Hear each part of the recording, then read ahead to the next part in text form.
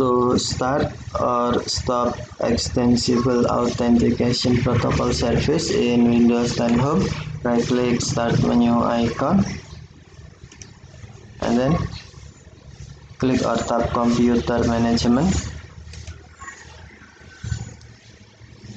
Next, click or tap Services and Applications drop-down menu.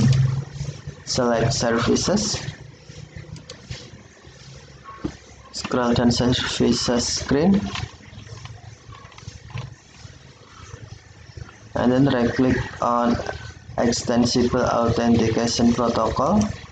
To start, select Start, or to stop, select Stop.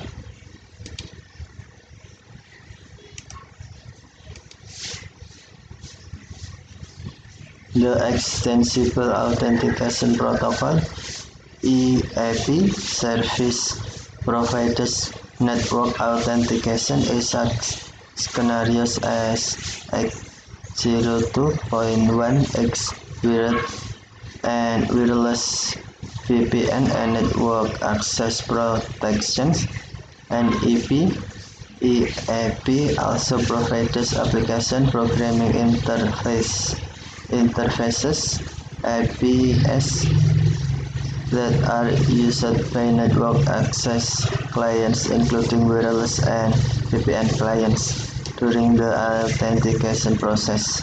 If you disable this service, this computer is prevented from accessing network that require EAP authentication. Okay, thank you for watching. Have a nice day.